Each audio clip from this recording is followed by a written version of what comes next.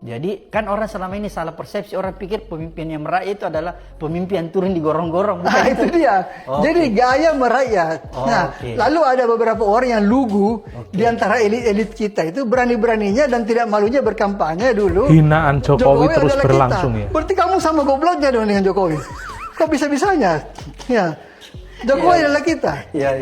Seharusnya dia mengatakan kita adalah Jokowi. Artinya kita akan membantu Jokowi untuk sukses. Tapi kan dibalik, Jokowi adalah kita. Jadi kita langsung menurunkan kita punya martabat. Mentang-mentang profesor, nggak sopan. Itu memalukan sekali. Ini orang harus bertobat yang pernah mengatakan ini.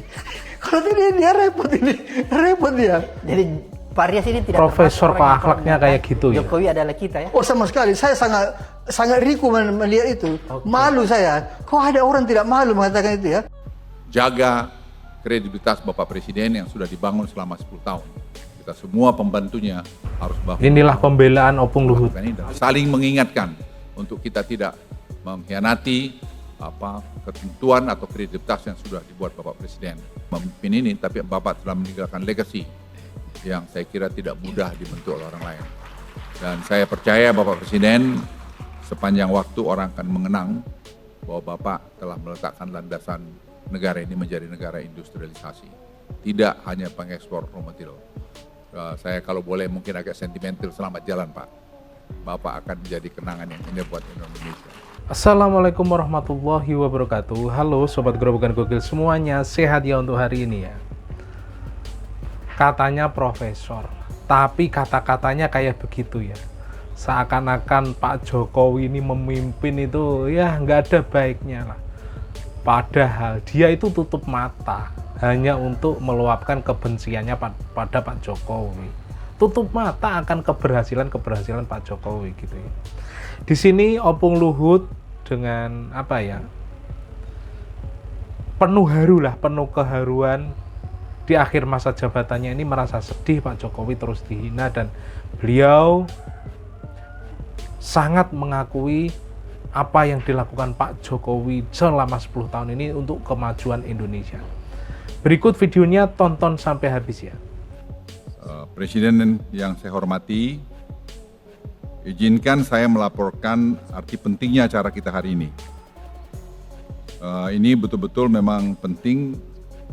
Jadi Pak Airlangga suruh saya pidato lagi Pak, padahal sebenarnya janjian kita udah dia saja Pak.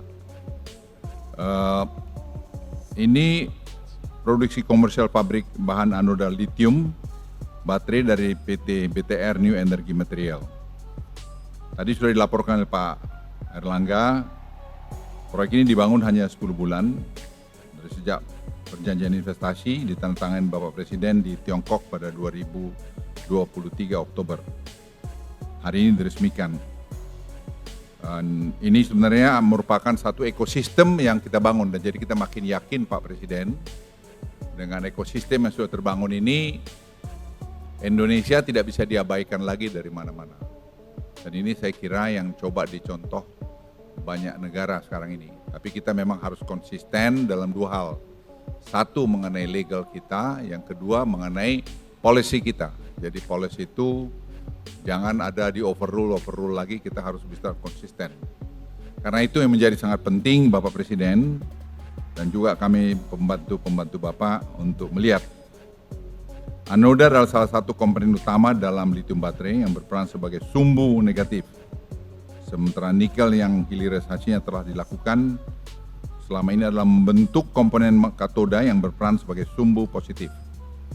Jadi tidak bisa karena kita juga masalah tarif ke Amerika tuh kita sudah dapat 25%, sehingga Amerika pun melihat bahwa Indonesia itu menjadi tempat ini menjadi import mereka yang terbaik.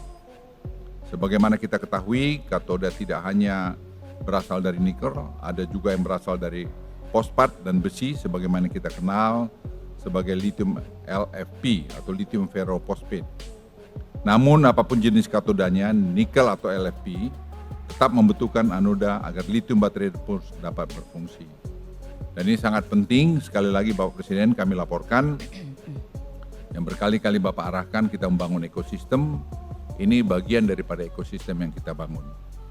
Inilah pentingnya investasi BTR, New Energy Material di Indonesia. Mereka adalah produsen anoda baterai terbesar di dunia dengan teknologi yang paling maju. Pabrik yang akan Bapak resmikan saat ini memiliki kapasitas 80.000 ton yang cukup untuk membuat 1,5 juta mobil listrik. Dan pada awal kuartal 4 tahun ini mereka juga mulai membangun fase kedua dan akan selesai 1 Maret 2025. Dan total kapasitas 160.000 ton. Dengan kapasitas ini Indonesia akan menjadi produsen anoda baterai nomor 2 terbesar di dunia. Dan pabrik ini menjadi yang terbesar di dunia sebagai pembanding pada Bapak saja. Jepang hanya memiliki kapasitas produksi anoda sebesar 10.000 ton. Dan Korea Selatan hanya 40.000 ton. Sementara itu pabrik terbesar di Tiongkok saat ini kapasitasnya adalah 100.000 ton. Jadi kita akan bisa melewati Tiongkok dalam beberapa waktu ke depan.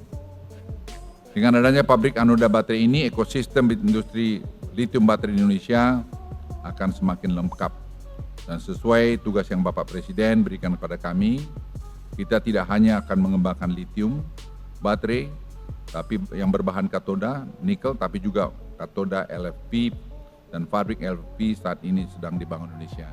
LFP ini memang menjadi penting, walaupun LFP ini sebenarnya berpengaruh dengan cuaca yang ekstrim dingin maupun ekstrim panas. Oleh karena itu, tetap saja orang masih melihat lithium baterai itu pilihan yang terbaik saat ini.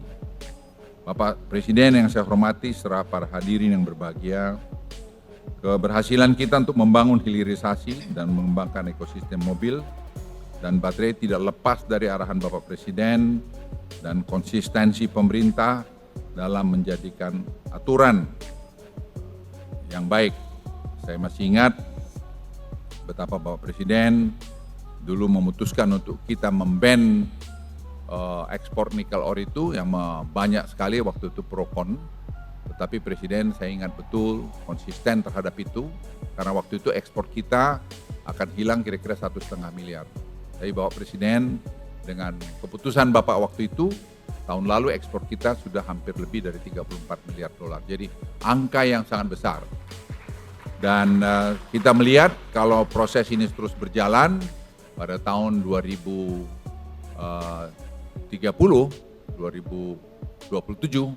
kita akan meningkatkan sampai 30 miliar dolar ekspor kita dari hilirisasi ini. Dan ini saya kira akan membuat Indonesia menjadi ekonominya menjadi tambah penting. Kredibilitas ini menjadi penting karena ini akan menjadi dasar kepercayaan bagi investor. Kita tidak dapat bersaing lagi dengan negara-negara tetangga hanya sekedar mengandalkan insentif. Tidak hanya insentif, tetapi kredibilitas dan kepercayaan menjadi faktor kunci yang harus kita pertahankan. Kita akan memiliki pesaing dalam pengembangan KEK dari Johor dan Singapura yang pada awal tahun ini akan ditandatangani Koridor Special Economic Zone, di mana Johor akan menyediakan lahan dan sumber daya energi yang kompetitif, di mana Singapura mendukung dengan kualitas SDM yang tinggi. Saya senang Bapak Presiden selalu mengatakan kita kompetitif, kita harus kompetisi. Kami tidak takut bersaing dengan mereka karena kita juga memiliki modal kekuatan yang baik serta kredibilitas kepercayaan yang selama ini sudah kita bangun. Dan saya percaya dengan leadership Bapak, walaupun Bapak beberapa waktu lagi akan meninggalkan pemerintahan, memimpin ini, tapi Bapak telah meninggalkan legacy yang saya kira tidak mudah dibentuk oleh orang lain. Dan saya percaya Bapak Presiden sepanjang waktu orang akan mengenang bahwa Bapak telah meletakkan landasan negara ini menjadi negara industrialisasi. Tidak hanya pengekspor raw material. Saya kalau boleh mungkin agak sentimental, selamat jalan Pak.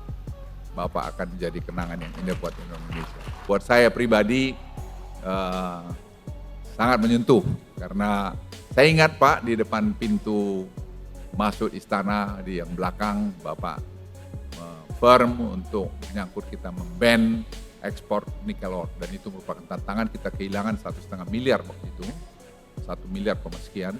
Tapi sekarang buahnya kita lihat Pak, kita disegani, dihormati dan teknologi kita tambah bagus dan ekspor kita akan meningkat. Jadi saya yakin dalam kurun waktu yang tidak lama ekspor kita dalam turunan hilirisasi ini Bapak Ibu sekalian akan meningkat sangat signifikan. Dan lebih dari itu tidak ada orang menganggap enteng lagi Indonesia, bahwa Indonesia ini bisa diatur-atur oleh siapapun. Indonesia negara besar, negara yang mempunyai karakter, negara yang bisa mengatakan ya, dan negara yang bisa mengatakan tidak. Oleh karena itu, kita semua pembantu presiden harus betul-betul mengantar semua, mengawal semua aturan-aturan peraturan ini dengan baik. Kita harus menjaga kredibilitas Bapak Presiden yang sudah dibangun selama 10 tahun. Kita semua pembantunya harus bahu-membahu melakukan ini dan saling mengingatkan untuk kita tidak mengkhianati ketentuan atau kredibilitas yang sudah dibuat Bapak Presiden. Itu Bapak Presiden dari saya, dan saya sekali lagi rasa hormat pada Bapak, karena Bapak telah memimpin kami, paling tidak dari saya sendiri selama 10 tahun yang pernah berada di bawah Bapak. Tapi saya yakin sekali lagi, hakul yakin bahwa apa yang sudah Bapak letakkan ini akan menjadi landasan buat kita semua. Sekian, terima kasih. Wassalamualaikum warahmatullahi wabarakatuh.